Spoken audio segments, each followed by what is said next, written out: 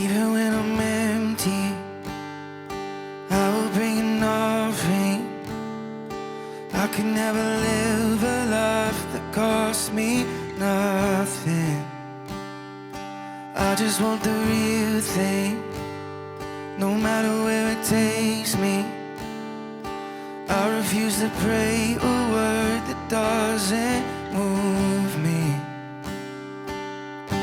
And all I know right now is I'm ready. And all I want right now is the real thing, Lord.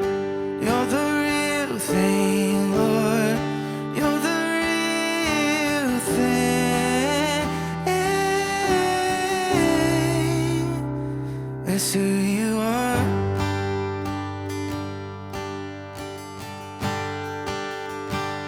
Feel you in the rear view, every doubt behind me, running with the wildfire of God inside me. Throw away the timeline, no more second guessing. It's plain to see my life is not my own, it's not about me. And all I know right now is I'm ready. And all I want right now is the real thing, Lord. You're the real thing, Lord. You're the real thing.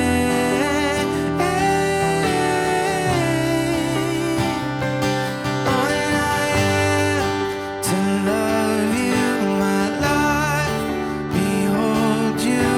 You're all my heart beats for. All that I have to serve you, my life, to praise you. You're all my heart beats for.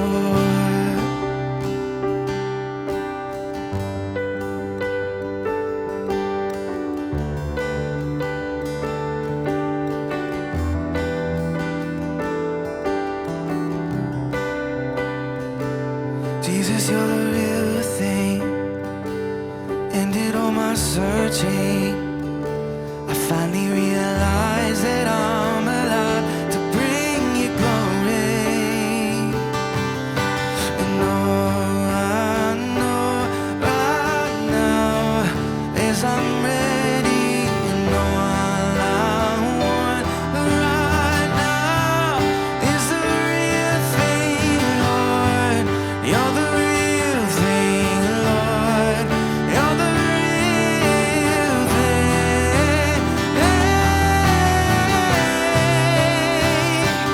All that I am to love you, my life, behold you.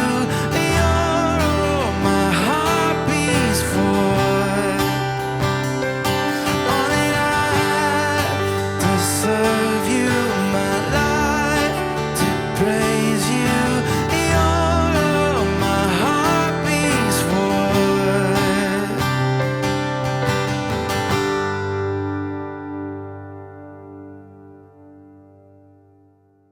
Hey, what's up? I'm excited to sit down with Pastor Ryan from River Valley Worship talking about some of the songs on this album. And this is an incredible man. album. Thanks for being here. It's good to be with you.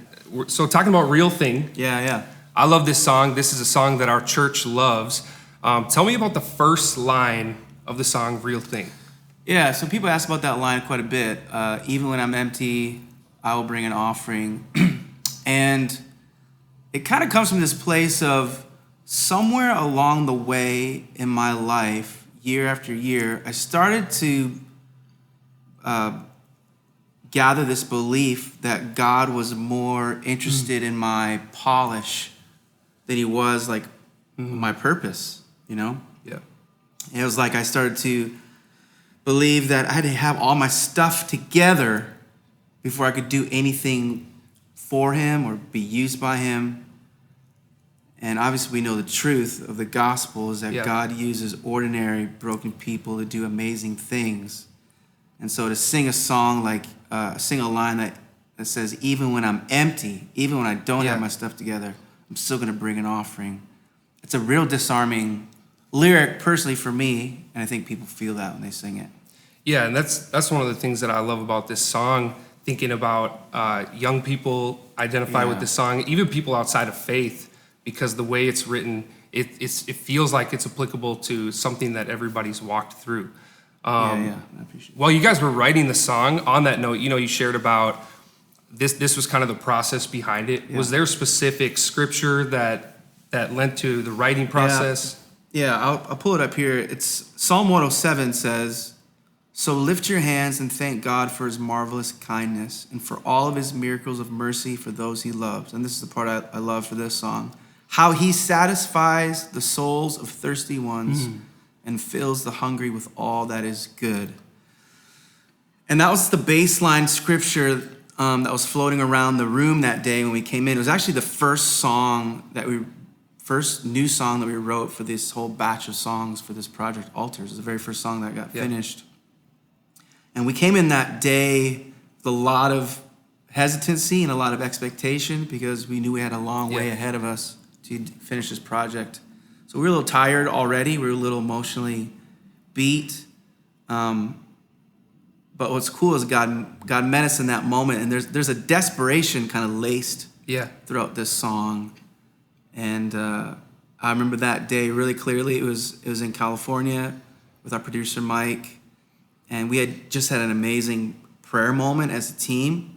We went right from that prayer moment to writing the beginnings of this song, and it was just a kind of seal from God saying, "Hey, I'm going to be with you as you guys walk through this process." That's amazing. And I think about just everything you just explained, the overall idea of this song, and thinking about the things that we've walked through in the world, and the things the church has gone through. This song is incredible, bringing a focus back to saying, I just want the real thing, People have gone through all different types of things in this season, and looking back, it's ironic. Like, do you realize that as time goes on, there's songs like this that you're like, man, this is speaking more to what people are walking through than I even thought it would. Yeah, only God can do something like that, where he releases like a time release truth. It was birthed in one season, and it becomes even greater in a different season. There's a wise theologian that once said, "God and God alone is man's highest good." Come on. And in the times we're living today, a song that can point you in the direction of saying, there's not many things I can count on. Right. There's not many things I know right now, but all I know right now is that I'm ready to meet with you, God. And so that's kind of the heartbeat of the song. Could you explain quickly how to play the song? Explain the chord progression. I'm going to blow people away with my musical competency. For guitar players out there, it's the G shapes, and the original key of the song is in A, so that's capo 2, but I'm just playing G shapes, and all the way through the song, it's 4 simple chords. You got your 1 chord, your G chord, your 5 chord, the D chord, 6 chord, and 4. And the melody is so good that you don't even know that it's just 4 chords all the way through the whole song. For real? I'm half joking, but so it's just 4 chords. So the chorus is already all I want right now, and then the bridge. Oh, then I am to love you, my life, behold you, and then even the verse. I did that all in crazy order. Even when I'm empty, I will bring an offering. I could never live a life that cost me nothing. So those 4 chords. One more question I have to ask. This line comes up all the time. People at church, people that I meet and have shared this album with, ask this question. There's a line in the song that says, "I refuse to pray a word that does not move me." Talk to me about that line. Yeah, I think the way of the world right now, there's a code that the world has set up for us, and it says do this certain thing, appear this certain way, and you'll get this. Right. Buy this thing, wear this thing, and this is the result of all that. And God's just looking for authenticity. Come on. You know? So a lot of that code bleeds into our relationship with God, where we say, if I just appear a certain way before God, then maybe I'll get this result, Yeah. even if I don't really mean it, or and that's just a trap. And so even down to one of the most sacred things, a prayer dialogue between yourself and God, authenticity should be there. And don't even pray one word that you don't mean. Yeah. And God is so kind and gracious that he'll meet you in that place where you're feeling broken or unsure, or maybe you're full of doubt. He can handle all those things. So come to him with an authentic heart response. That's so good. Once again, I appreciate this song. I know for me personally, it's been a song that's been stuck in my head in a good way. And in just that phrase, I just want the real thing. Going throughout my day, finding myself thinking about those words and it having an impact on what I do each and every day. So we're grateful for the song. Man. Thanks so much Thanks, for man. diving Appreciate into it. it.